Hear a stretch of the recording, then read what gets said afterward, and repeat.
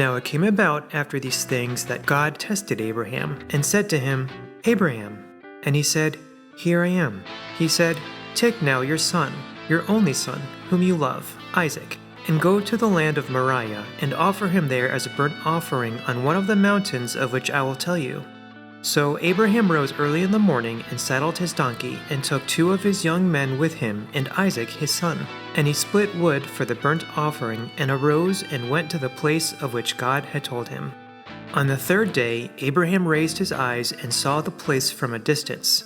Abraham said to his young men, Stay here with the donkey, and I and the lad will go over there, and we will worship and return to you. Abraham took the wood of the burnt offering and laid it on Isaac his son, and he took in his hand the fire and the knife. So the 2 of them walked on together. Isaac spoke to Abraham his father and said, My father.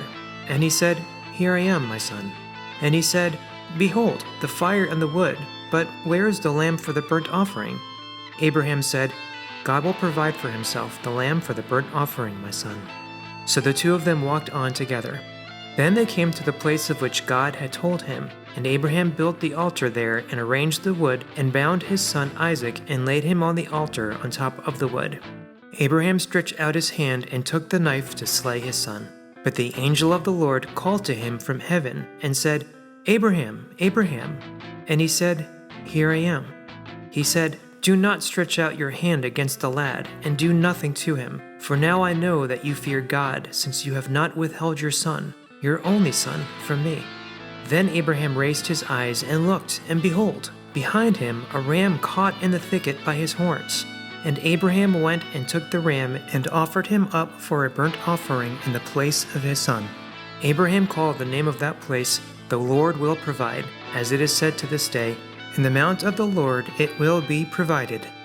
Then the angel of the Lord called to Abraham a 2nd time from heaven, and said, By myself I have sworn, declares the Lord, because you have done this thing and have not withheld your son, your only son. Indeed, I will greatly bless you, and I will greatly multiply your seed as the stars of the heavens and as the sand which is on the seashore. And your seed shall possess the gate of their enemies. In your seed all the nations of the earth shall be blessed, because you have obeyed my voice. So Abraham returned to his young men, and they arose and went together to Beersheba, and Abraham lived at Beersheba. Now it came about after these things that it was told Abraham, saying, Behold, Milcah also has borne children to your brother Nahor, Uz his firstborn, and Buz his brother, and Kemuel the father of Aram, and Kesed, and Hazo, and Pildash, and Jidlaph, and Bethuel. Bethuel became the father of Rebekah. These 8 Milcah bore to Nahor, Abraham's brother. His concubine, whose name was Reumah, also bore Tebah, and Gaham, and Tahash, and Maacah.